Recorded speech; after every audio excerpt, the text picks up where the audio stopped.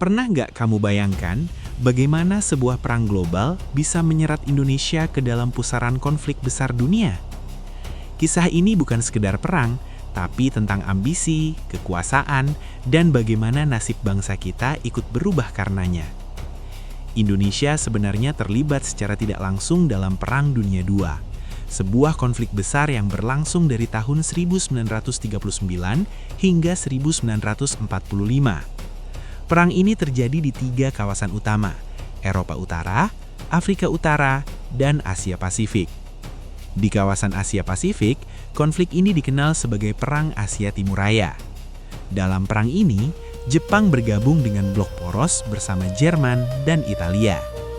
Jepang sebagai negara maju di Asia Timur memiliki ambisi besar untuk menguasai wilayah Asia. Tujuannya jelas, menyingkirkan dominasi bangsa Eropa dan menguasai sumber daya alam yang melimpah. Salah satu faktor utama adalah kebutuhan logistik, terutama minyak, untuk mendukung industri militer Jepang. Padahal, sebelum abad ke-20, Jepang sempat menjadi negara terbelakang karena menerapkan kebijakan isolasi. Namun, semuanya berubah setelah lahirnya restorasi Meiji yang mendorong Jepang menjadi negara modern dan kuat. Setelah membuka diri, Jepang mulai mempelajari imperialisme dari Barat. Sayangnya, keterbatasan sumber daya alam membuat Jepang memilih jalan ekspansi. Mereka mulai menjajah dan menduduki wilayah lain demi menopang industrinya. Puncaknya terjadi saat Jepang menyerang serangan Pearl Harbor pada 7 Desember 1941 yang menjadi alasan Amerika Serikat masuk ke dalam perang. Setelah itu, Jepang bergerak cepat ke Asia Tenggara, wilayah yang saat itu dikuasai bangsa Eropa. Inggris menguasai Burma dan Malaya, sementara Belanda menguasai Indonesia.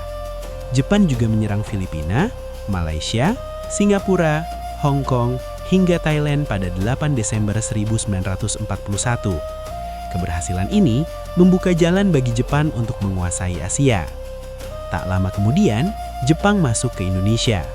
Pada 11 Januari 1942, pasukan Jepang mendarat di Tarakan, Kalimantan Timur, menandai awal pendudukan Jepang di tanah air. Namun kekuasaan Jepang tidak berlangsung lama.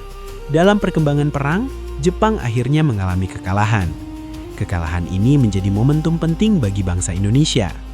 Golongan pemuda segera bergerak memanfaatkan situasi.